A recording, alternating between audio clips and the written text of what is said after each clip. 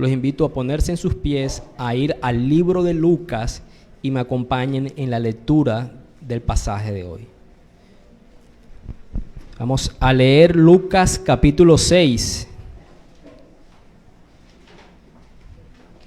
Lucas capítulo 6.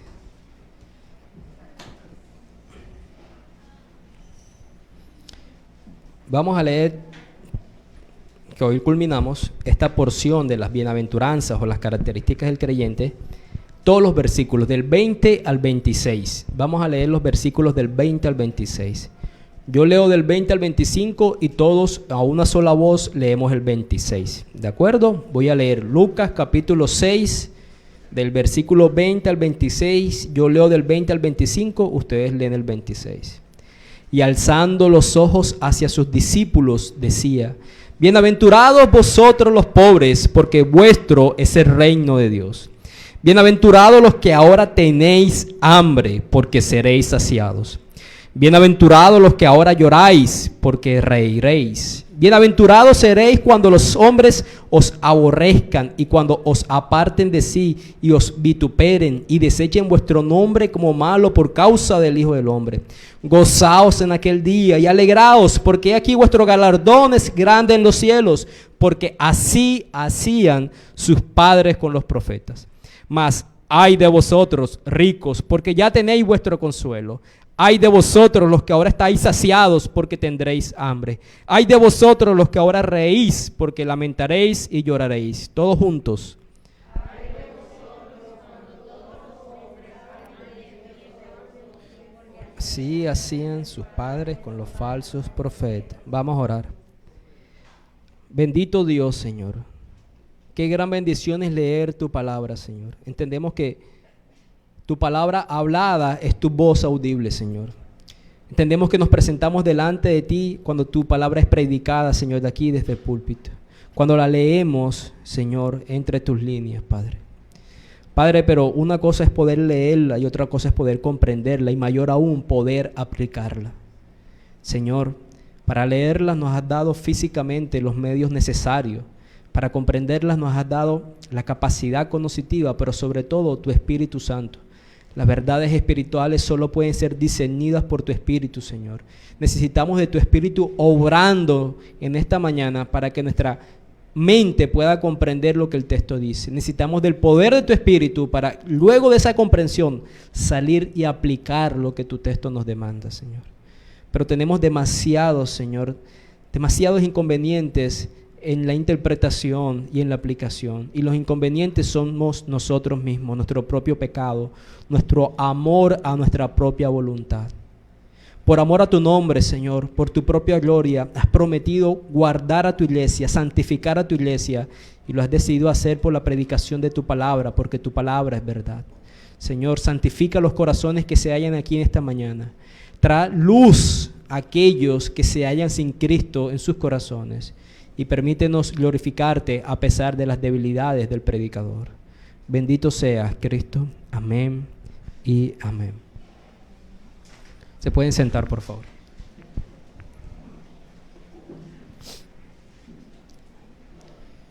En la bondad de Dios, hemos podido atender la predicación de Cristo para su iglesia, para sus discípulos. Recordamos lo que leíamos en el versículo 20. Alzando los ojos hacia quién, sus discípulos.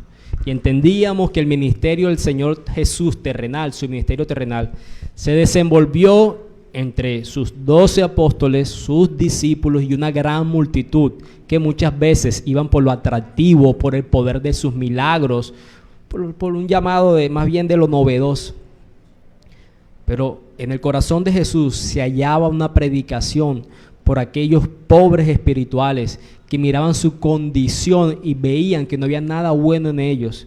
Asimismo, por aquellos que tenían hambre y sed de justicias, deseosos de ser saciados. De igual manera, por aquellos que les duele su pecado a tal punto que tenían que llorar.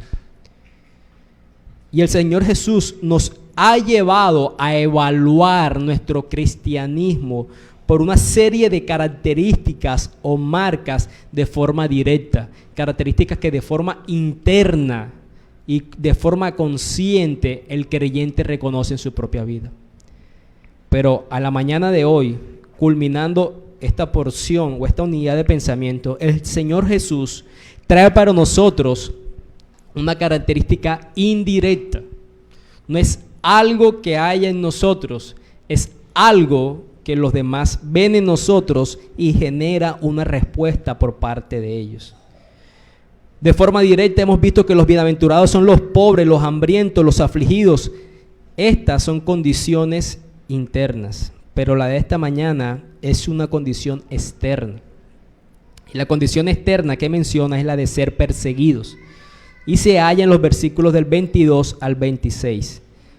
Aquellos bienaventurados cuando los hombres los aborrezcan, cuando los aparten de sí, cuando los vituperen, cuando los desechen por causa del Hijo del Hombre. Y como hemos hecho muchas veces, quiero que comparemos con el Evangelio de Mateo, donde se halla este sermón de forma paralela en Mateo capítulo 5, y podamos mirar, yo leo para ustedes si desean, podamos mirar cómo el Señor veía, cómo Mateo recogió esta bienaventuranza. En el versículo 10, Mateo dijo: bienaventurados los que padecen persecución por causa de la justicia, porque de ellos es el reino de los cielos. Es decir, lo que Lucas extiende en su idea de una persecución, de unas personas que son aborrecidas, apartadas de los demás, que son vituperadas, que son desechadas, Mateo los nombra con una sola palabra: son perseguidos. Son perseguidos. ¿Por qué? Por causa de la justicia. Por eso he titulado este sermón La felicidad de los perseguidos. La felicidad de los perseguidos. Y estaremos en los versículos del 22 al 26.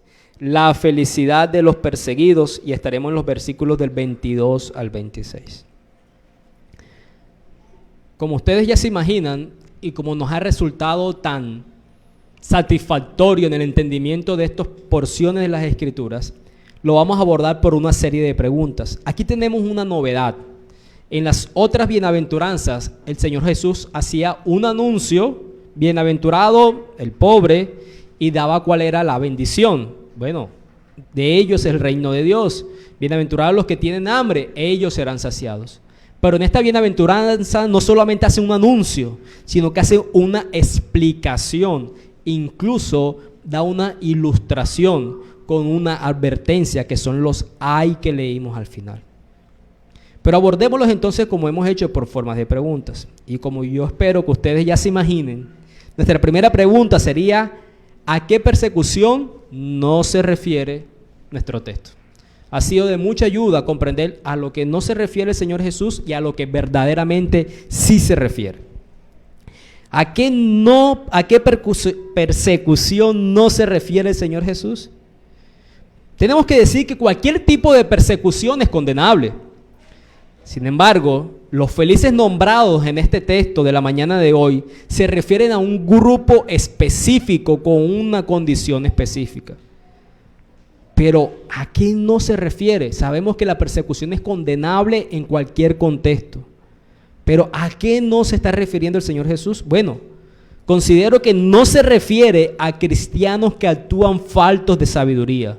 No se refiere a cristianos que actúan faltos de sabiduría.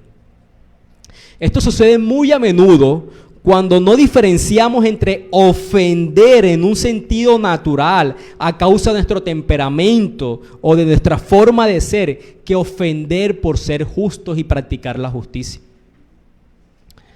Un ejemplo sería cuando ponemos en práctica una idea falsa e innecesaria de dar testimonio de nuestra fe. Más práctico todavía. Usted se halla entre un grupo de amigos que no son creyentes o entre familiares que no son creyentes, y usted sabe qué le sucede al creyente en este tipo de contextos. Sus palabras, su forma de actuar es objeto de burla, ¿no? El evangélico, no pongas esa música porque el hermano aquí se va a ofender. Ustedes conocen ese tipo de contextos. Y nosotros muchas veces, falto de sabiduría, decidimos predicar el evangelio ahí, en un contexto grupal, con conocimiento previo, que siempre toman de burla el temor del Señor, en vez de hacerlo de forma individual, por aparte con estas personas, porque no se trata de no predicar el evangelio, fuimos enviados a predicar el evangelio. Se trata de ser sabios al momento de dar testimonio. ¿Acaso no recordamos las palabras del Señor Jesús en Mateo capítulo 7, versículo 6, cuando dijo: no deis los santos a los perros, ni echéis vuestras perlas delante de los cerdos? ¿Qué significa eso? Tomas lo mejor del Señor, su evangelio, y se lo das a aquellos que lo van a pisotear, como si le dieras unas perlas a los cerdos. Sé sabio para discernir los contextos en los que debas predicar el evangelio o debas callar. Entonces no se refiere a ser perseguidos por falta de sabiduría al momento de dar el testimonio de nuestra fe. Pudiéramos también decir que no se refiere al fanatismo religioso. El fanatismo religioso puede conducir a la persecución, pero nunca se recomienda en el Nuevo Testamento. El fanatismo atrae sufrimientos innecesarios. Las palabras del Señor Jesús en Mateo capítulo 10, versículo 16, les dice a sus apóstoles: he aquí, yo los envío como ovejas en medio de lobos. ¿Cuál es ese contexto? Un contexto de persecución. Ustedes son ovejas en medio del lobo, van a sufrir persecución. Sin embargo, les dice: sed pues prudentes como serpientes, sencillos como palomas. Dios no quiere que suframos por olvidar este tipo de cosas. Seamos prudentes, seamos sencillos. ¿Cómo podemos verlo de forma práctica? ¿Conocen esa persona fanática religiosa que quiere evangelizar toda la cuadra y se compra un estereoparlante más grande que el incrédulo y los pone alabanzas desde las 6 de la mañana con las predicaciones del predicador que ustedes quieran mencionar, y les voy a poner, estuvieron parrandeando toda la noche, ahora yo los levanto a punta de alabanzas en esta mañana para hacerlo?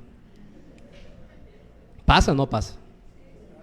Aún muchos escenarios de predicaciones en las calles, hay escenarios muchas veces de predicaciones en las calles, de personas que sin tener un diálogo con el que está ahí, le hace una señal de juicio, sin ni siquiera haberle compartido acerca de la ley del Señor. Sencillamente es un transeúnte que no se ha detenido a escuchar su predicación y lo ve a lo lejos y porque se siente ignorado.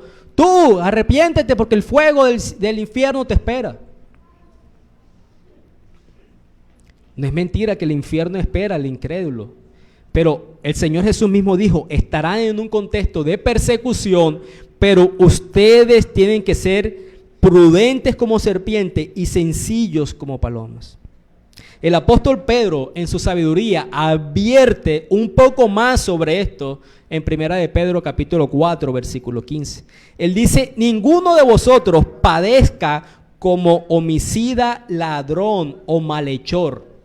Pero en el mismo versículo añade esto: o por entremeterse en lo ajeno. No padezcan por homicida, por malhechor, pero tampoco por entremeterse en lo ajeno. ¿Quiénes se entrometen en lo ajeno? El falto de prudencia, el falto de sencillez. Los que padecen por eso no son los que gozan de la bendición que Jesús está diciendo en esta bienaventuranza. Tampoco se refiere a sufrir por una causa político-religiosa. Es verdad que el creyente sufre por una causa, pero no por cualquier causa. En los últimos años hemos visto a muchas personas sufrir por una causa, en especial en nuestro país, ¿no? Hemos visto muchos asesinatos de líderes sociales que de forma sistemática han sido asesinados. Y hemos dicho que la persecución en cualquier rango, en cualquier contexto es condenable. Pero no cualquier persecución es la que está hablando el Señor Jesús en este texto de la mañana. Hay un ejemplo histórico que nos puede ilustrar un poco más esto. Fue la persecución y muerte de Martin Luther King en el país de Estados Unidos. aunque él se identificaba como creyente, asunto que solo Dios sabe si es real o no, y deseamos que hubiese sido así por un alma más delante del Señor, y su causa fue una causa lícita, el oponerse a la segregación racial que sufría en Estados Unidos, era una causa lícita. Eso no significa que sufrió por causa de la justicia mencionada en nuestro texto. Nuestro texto dice, gócense en el versículo 22, cuando sufran por causa del Hijo del Hombre, o en Mateo dice, por causa de la justicia. Y lo que sufrió Martin Luther King no lo hizo por causa de eso. ¿A qué persecución si se refiere? Sería nuestra pregunta lógica. Ya vimos a la que no se refiere. Pueden haber otras más que a ustedes se les ocurra que no se refiere. ¿A qué persecución sí se refiere? Bueno, nuestro texto dice por causa del Hijo del Hombre, o como les decía, como lo dice Mateo, por causa de la justicia. ¿Qué quiere decir? Lo que quiere decir es por practicar la justicia. Practicar la justicia no es otra cosa sino ser como el Señor Jesucristo. Ser como el Señor Jesucristo. Los que son como Él siempre serán perseguidos, siempre sufrirán persecución. Aunque no significa que lo sufrirán todos los días. Nuestro texto dice, bienaventurados seréis cuando. Ese es el tiempo. Quiere decir, no todos los días, desde el que te levantas a que te acuestas y aún durmiendo, sufres persecución. Puede haber temporadas en tu vida que sea así, como puede haber temporadas que no estés sufriendo persecución. Mayor aún en el contexto donde nos encontramos nosotros, donde hay libertad religiosa todavía. Entonces, la persecución que Jesús se refiere aquí son aquellos a los que practican la justicia, a los que son como el Señor Jesucristo. Jesús lo dijo con estas palabras. Miren, vayamos a Juan capítulo 15. Juan capítulo 15. Y leamos tres versículos del 18 al 20. Las palabras de Jesús acerca de la persecución. Juan capítulo 15, los versículos 18 al 20. Leo para ustedes. Si el mundo os aborrece, mismo lenguaje que hallamos en Lucas, sabéis que a mí me ha aborrecido antes que a vosotros. Si fueres del mundo, el mundo amaría lo suyo, pero porque no sois del mundo, antes yo os elegí del mundo, por eso el mundo os aborrece. Acordaos de la palabra que yo os he dicho, el siervo no es mayor que su Señor. Si a mí me han perseguido, también a vosotros os perseguirán. Si han guardado mi palabra, es decir, nos hemos hecho semejante a Él en obediencia, también guardarán la vuestra. Me persiguen por como soy, los persiguen porque ustedes son como yo. No los persiguen porque son como el mundo, sino porque son ¿qué? Como yo. Timoteo, que se sentía afligido al enfrentar persecuciones, recibió palabras de aliento del apóstol Pablo en 2 de Timoteo capítulo 3 versículo 12, cuando Pablo le dice, y también todos los que quieren vivir piadosamente en Cristo Jesús padecerán persecución. Todo aquel que quiera vivir de una forma piadosa en Cristo Jesús, en semejanza al Señor Jesucristo, padecerá persecución. No es opcional. No es en todo tiempo, pero no es opcional. ¿Qué nos dice la historia bíblica? ¿Recuerdan el texto que compartíamos al momento de las ofrendas? La historia de dos hermanos. ¿Qué sucedió después? Uno asesinó al otro. ¿Por qué? Tuvo celos de las obras de justicia de su hermano. Tenemos la historia entonces de Abel, que lo persiguió su hermano Caín. Moisés fue sujeto a persecución. A David lo persiguió Saúl. Elías y Jeremías sufrieron una terrible persecución. Recordamos la historia de Daniel antes de ser desterrado al foso de los leones. ¿Por qué fue enviado ahí? Por su carácter. Por su carácter piadoso. Por ser como el Señor Jesucristo. En el Nuevo Testamento vemos la historia de los apóstoles, ¿no? Toda la persecución, todo el flagelamiento que ellos padecieron, y la historia de la iglesia está bañada por la sangre de los mártires. Ustedes pueden mirar el capítulo 11 del libro de Hebreos y se mencionan a muchos personajes de la historia cristiana y todos ellos sufrieron persecución. ¿Por qué? Porque abrazaron la fe del Señor Jesucristo, porque no siguieron la corriente de este mundo. Entonces, ¿a qué persecución sí se refiere el Señor Jesús? Se refiere a aquella que es por practicar la justicia, por decir sus palabras, por imitar sus acciones, por vivir como Él vivió, servir como Él sirvió, por negarse a lo que Él se negó. Y eso trae persecución en el creyente. Quisiera que pudiéramos responder una pregunta más. ¿Cómo se experimenta la persecución? Porque quizás muchos de nosotros estamos alejados de este concepto porque vemos la persecución únicamente en términos de mártires, ¿no? En términos de sangre, de personas asesinadas por causa de su fe. Pero Lucas, en nuestro texto, a diferencia de Mateo, extiende mucho más la idea de lo que significa persecución. Lucas nos dice aquí: bienaventurados cuando los hombres que los aborrezcan, aborrecimiento, cuando se aparten de sí, se alejen, los vituperen, es decir, los insulten en tu presencia o sin estar con ellos, cuando seas desechado.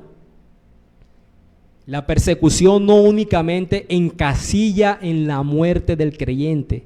La persecución incluye el aborrecimiento, el alejamiento, los insultos, las murmuraciones, el ser apartado, excluidos por la sociedad. Puede haber calumnias, puede haber una persecución laboral, puede haber burlas delante de ti o a tus espaldas, puede haber un rechazo por tu andar cristiano. No solo se aborrece tu actuar, sino también tus palabras. Esto puede incluir la cárcel, la tortura y la muerte.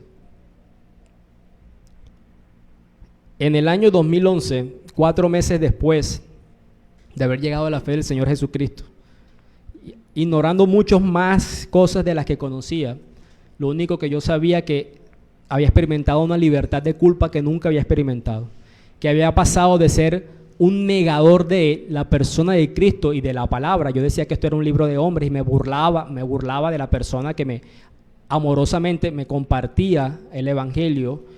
Pasé a amar las escrituras, a entender la realidad del Dios Trino, a saber que nos ha reconciliado con Él por la muerte de su Hijo Jesús. Lo único que comprendía de cristianismo. Tuve la oportunidad, algunos de ustedes saben, soy ingeniero electrónico de profesión, pero no de oficio, de hacer una entrevista en el Banco Bogotá, en la sucursal principal del Banco Bogotá en la ciudad de Bogotá.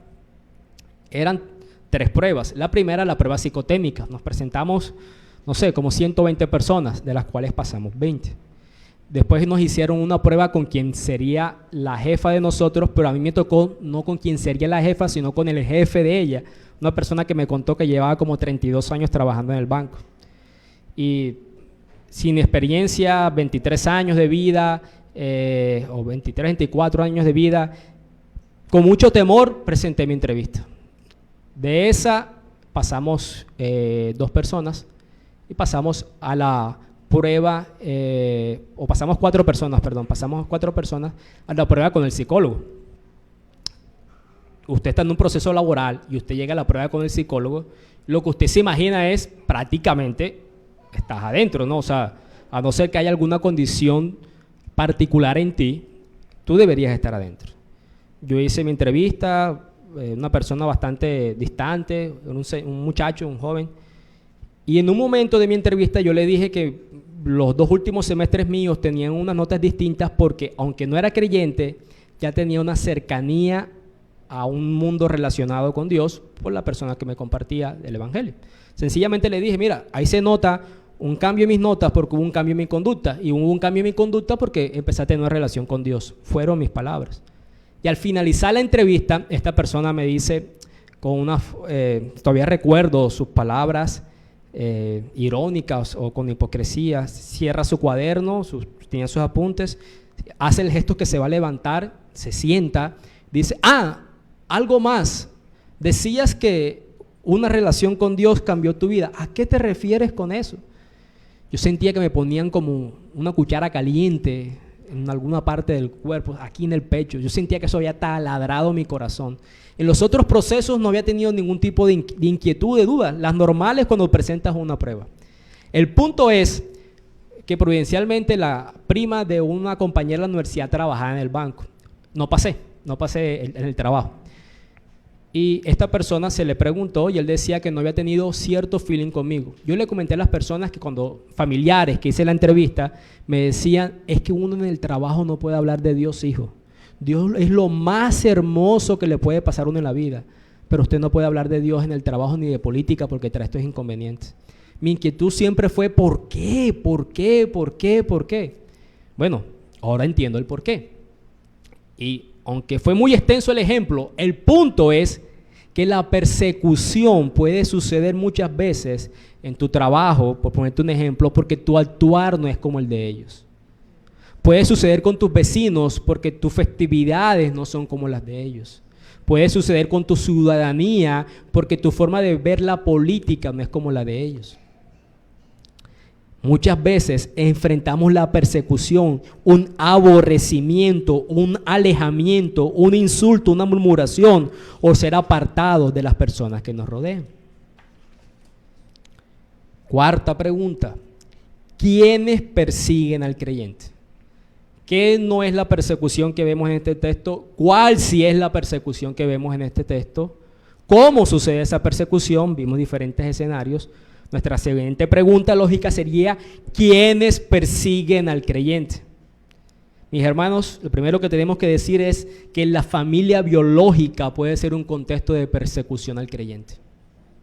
No le sucede a todos, pero puede suceder. Miren las palabras del Señor Jesús en Mateo capítulo 10. Mateo capítulo 10, los versículos del 34 al 36. El Señor Jesús dice unas palabras que pueden ser de asombro. Él dice, no penséis que he venido para traer paz a la tierra. No he venido para traer paz sino espada, porque he venido para poner en disensión al hombre contra su padre, a la hija contra a su madre, a la nuera contra su suegra. Y los enemigos del hombre serán los de su causa, los de su casa. Los enemigos del hombre serán los de su casa. Mis hermanos, el cristianismo es una doctrina de vida que excluye y divide a las personas. Excluye y divide, claro. Separa a los que son hijos de Dios de los que son hijos de Satanás. La Biblia solo habla de dos paternidades, los hijos de Dios y los hijos de Satanás. Y eso incluye a tus familiares y a los míos. Todos aquellos que no son creyentes pertenecen y están bajo el gobierno del otro. Eso significa que puede haber escenarios de alegría, de compartir, de bondad, de amor. Pero puede haber escenarios con tu familia biológica de persecución, de aborrecimiento y de apartarte por no pensar y actuar como ellos, sino más bien como el Señor Jesús. Y Jesús lo advierte y termina diciendo, si usted ama a su padre o a su madre más de lo que me ama a mí, usted no pertenece a mí. Porque vas a amar al Señor sobre todas las personas y sobre todas las cosas. No es un escenario siempre, pero es un escenario posible. No debe sorprendernos entonces cuando la persecución en nuestra familia biológica sea presente. ¿Quiénes más persiguen al creyente? El mundo. El mundo no persigue a los nobles o a los que son buenos, sino a los que practican la justicia. El mundo ve a los que ellos consideran como buenos y los halagan, los premian. ¿No existe acaso el premio Nobel de la Paz? Aquellos que, según el propio mundo, han hecho un esfuerzo por una condición moral dentro de la sociedad, que han luchado por los indefensos, por los desprotegidos. El mundo halaga a los que ellos consideran buenos y los premian porque el mundo se identifica con ellos. El mundo se ve a sí mismo pudiendo ser como ellos. Si yo me portara mejor, yo aún pudiera conseguir ese tipo de premio. ¿Por qué? Porque su estándar moral es igual al de ellos. Son obras externas y las consideran a bien. ¿Cuántas personas hemos visto que dejan su fortuna a causas de beneficencia? Y el mundo halaga eso. Hermano, y eso no está mal que usted deje. El punto es que a los buenos y a los nobles, según ellos no los persiguen, sino los que practican la justicia. En Juan capítulo 3, versículos 19 y 20, se nos dice lo siguiente.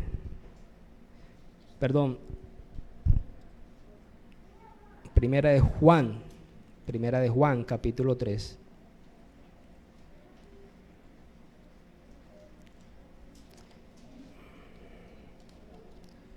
Primera de Juan, capítulo 3, versículos 19 y 20, se nos dice lo siguiente.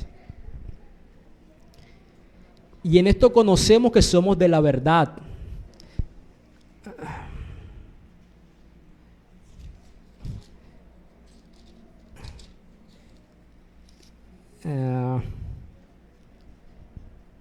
Se me ha perdido.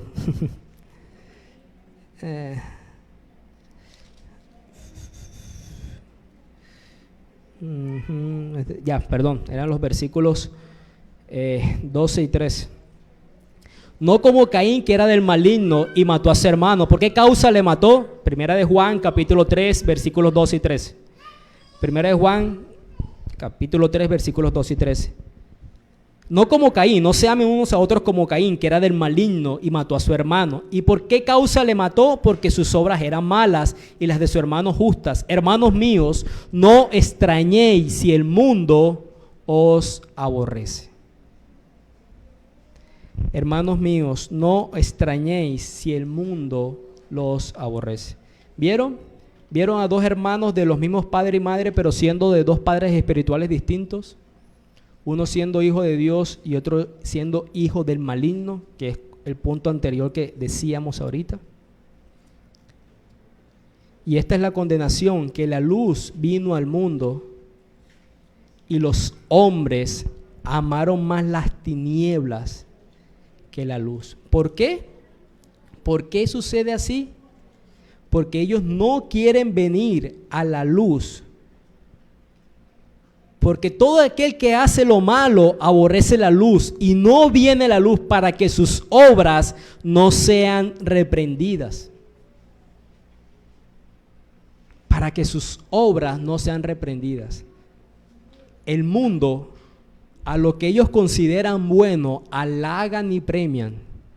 Pero a la luz de la justicia de Cristo, de su santidad, lo rechaza y busca cualquier forma para entorpecer ese tipo de condenación que la santidad de Cristo hace a su conciencia. ¿Por qué creen ustedes que todo ese tema del movimiento LGTB y todas las siglas que siguen después intenta seguir avanzando cada vez más y más y más? ¿Por qué no les bastó únicamente con un reconocimiento jurídico que se les diera los beneficios en salud a parejas del mismo sexo? ¿Por qué siguen avanzando con que se les legitimice el matrimonio? Después con la adopción. ¿Por qué llegan al punto después de influenciar que en las escuelas donde están los niños, los baños tengan que ser de este tipo de cosas? ¿Por qué se involucran los deportes? ¿Por qué todo ese tipo de cosas? O aceptas la santidad de Cristo y te das cuenta que tu conciencia te culpa y debes reconocer lo que estás mal, o sigues avanzando intentando convencer a los demás que tú estás bien. Y todo aquel que está vestido con la luz de Cristo es tropiezo para ellos, porque el que es seguidor de Cristo no va a promover lo que ellos promueven, sino lo que Cristo ha establecido en su palabra. No podemos sorprendernos entonces que el mundo nos aborrezca.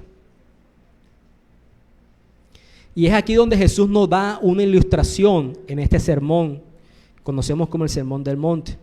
Jesús dice Una ilustración histórica. Jesús dice: sus padres persiguieron a los profetas, en el versículo 23 de Lucas capítulo 6, porque así hacían sus padres con los profetas, los perseguían. Pero al mismo tiempo, el versículo 26 dice que sus padres alabaron a los falsos profetas. Alabaron a los falsos profetas. ¿Qué fue lo que enseñaron los falsos profetas que recibieron la adulación del mundo? ¿Cuál fue la enseñanza del falso profeta? Me gustan las palabras de Jeremías en capítulo 6, versículo 14, cuando dice: curan la herida de mi pueblo con liviandad, diciendo paz, paz, y no hay paz. Y era un juicio contra los falsos profetas y los falsos sacerdotes que le decían al pueblo: estás bien con Dios, estás en paz con Dios, cuando tú no lo estás. Ven, haz una oración, repite después de mí. No tienes convencimiento de juicio, justicia y pecado, y has sido llamado a paz con Dios. Disfruta de sus bendiciones. No, están curando la herida de mi pueblo con liviandad. Y el libro de Jeremías tiene muchísimos textos sobre el juicio de Dios a los profetas.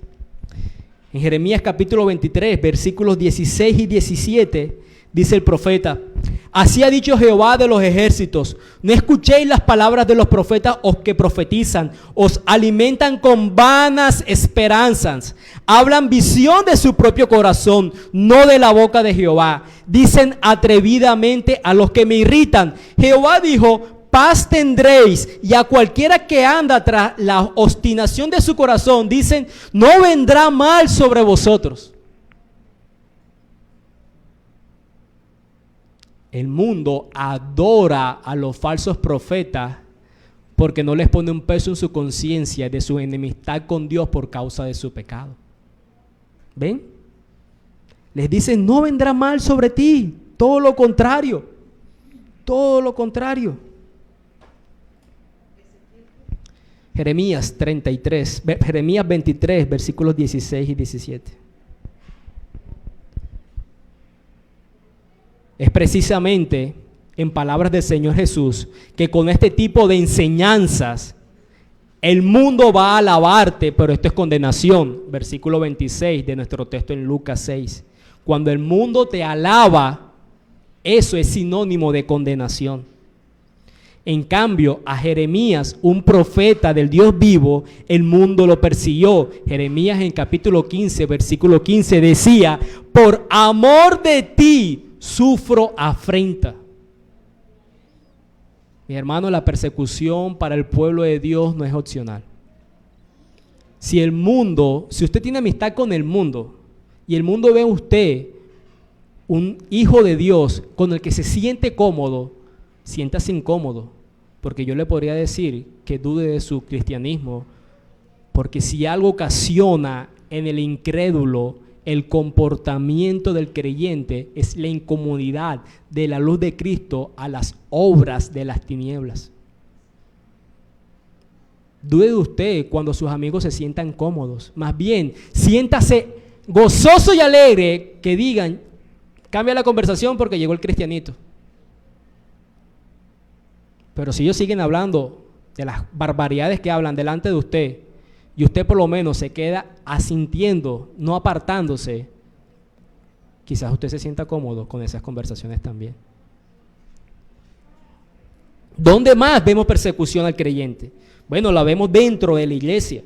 La vemos dentro de la iglesia. Miren las palabras de Lucas capítulo 21, versículos 12. Lucas capítulo 21, versículo 12. El Señor Jesús le dice, pero antes de todas estas cosas os echarán mano y os perseguirán y los entregarán a las sinagogas.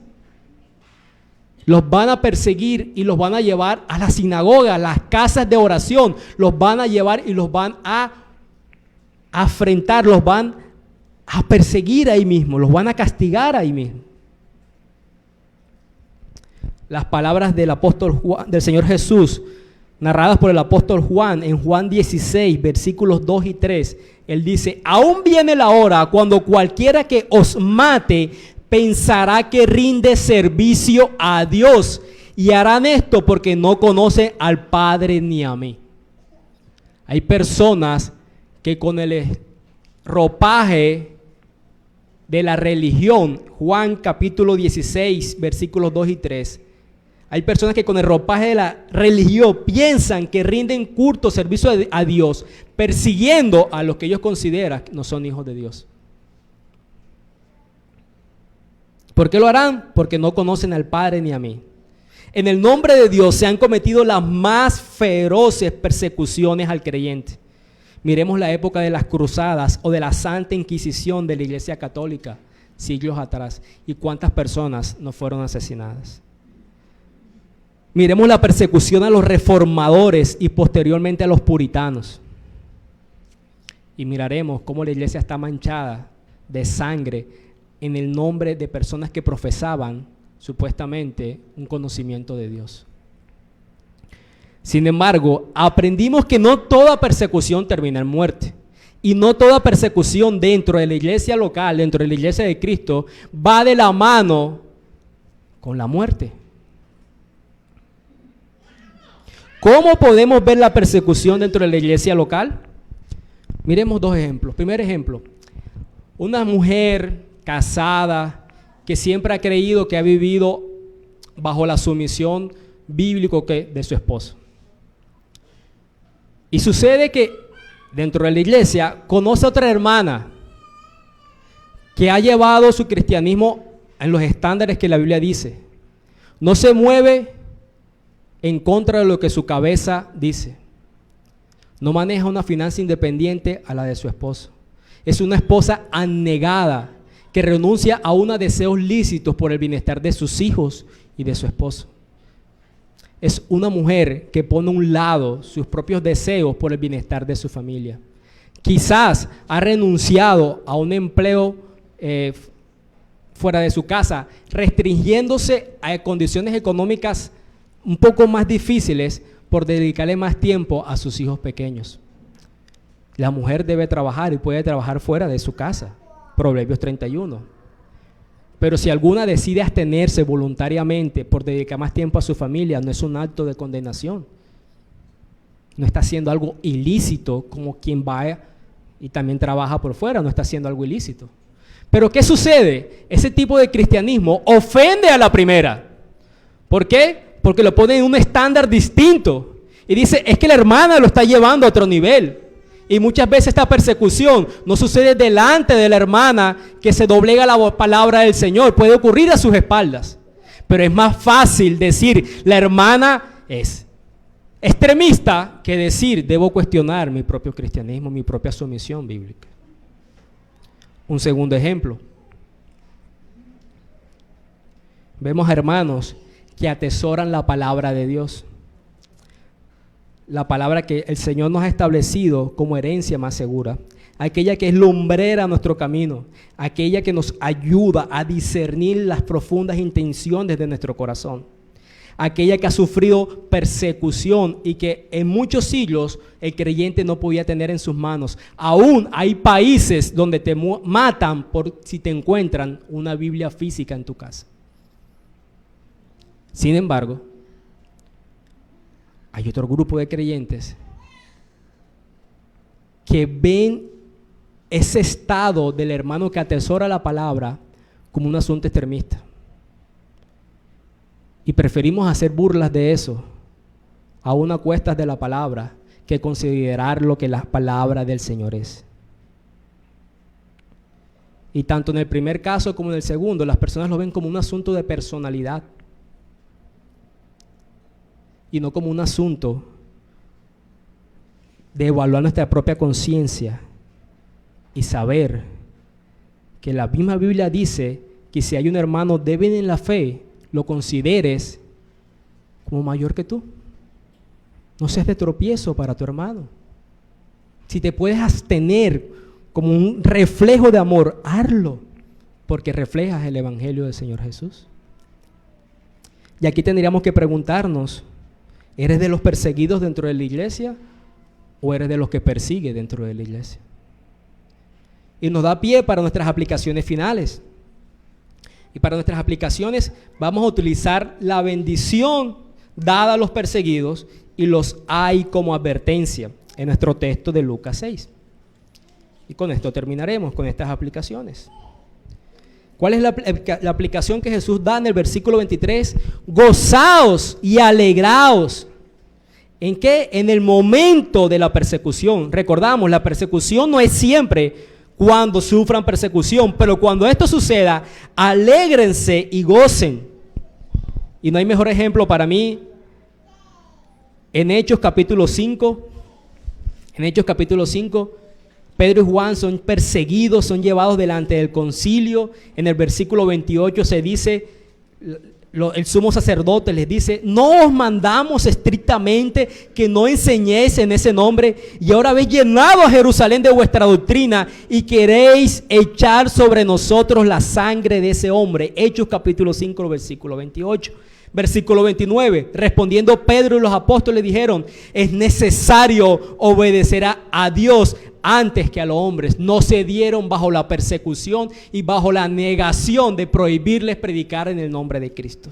Versículo 40, y convinieron con él, y llamando a los apóstoles, después de azotarlos, esto es, el sumo sacerdote con otras autoridades, les intimaron que no hablasen en el nombre de Jesús, y los pusieron en libertad. Los azotaron, les prohibieron que no predicaran en el nombre de Cristo. ¿Qué hicieron ellos? Versículo 41, ellos salieron de la presencia del concilio gozosos de haber sido tenidos por dignos de padecer afrenta por causa del nombre del Señor Jesucristo. No retrocedieron, se alegraron que los tuvieran por dignos. Pueden ser cualquiera, pero el Señor quiso mirarme con gracia a mí y completó en mi cuerpo los sufrimientos que no pueden hacerse en el cuerpo físico de Él porque ya no está. Alegraos cuando enfrentéis la persecución. ¿Por qué te debes alegrar? Primero, porque revela nuestra identidad como creyentes. El mundo no persigue a los suyos, persigue al creyente. Si a ti te persiguen, estás revelando tu identidad. Te has acercado a mí, a algún amigo, y has preguntado: ¿tú crees que yo soy creyente? ¿Tú crees que yo soy creyente? O sea, he tenido tantas situaciones de caída con mi pecado que yo dudo de mi cristianismo. ¿Has padecido persecución? Eso es una característica del verdadero creyente. Se revela tu identidad en la persecución. Además, porque fija nuestro rumbo a nuestro verdadero destino. El Señor Jesús dijo: vuestro galardón es grande en los cielos. Los afanes y placeres del no creyente es precisamente por pensar demasiado en este mundo y no contemplar el venidero. ¿Por qué el mundo se desgasta tanto en búsqueda de la felicidad y hacen tantas cosas para buscar un placer netamente momentáneo que se desvanece como la neblina de la mañana? Porque se fija únicamente en el aquí y en el ahora. Pero el creyente, el Señor Jesús le dice cuál es el rumbo, la meta fija para la verdadera felicidad. ¿Cuál es? Grande es nuestro galardón en el cielo. ¿Cómo pudieron soportar los personajes de Hebreos 11 tanta aflicción? Hebreos 13, 14 dice: no tenemos aquí ciudad permanente, sino que buscamos la porvenir. El creyente anhela el gozo sublime, inefable de la comunión perfecta con su Señor y Salvador. Y los hay que utilizó el Señor Jesús en este sermón nos sirve como advertencias. Y no es una advertencia material. Él dijo: ay de vosotros ricos porque ya tenéis vuestro consejo. Ay de vosotros los que ahora están saciados porque tendréis hambre. Ay de vosotros los que ahora reiréis, los que ahora reís porque lamentaréis y lloraréis. Ay de vosotros cuando todos los hombres hablen bien de vosotros. No es en el contexto material, por cuanto ya aprendimos las bienaventuranzas, ¿no? Sino un contexto espiritual. Hay de aquellos que se ven ricos en obras para creer que pueden ser aceptados por Dios. Hay de aquellos que se sienten satisfechos con su vida de rectitud y moralidad como suficiente para ganarse el cielo.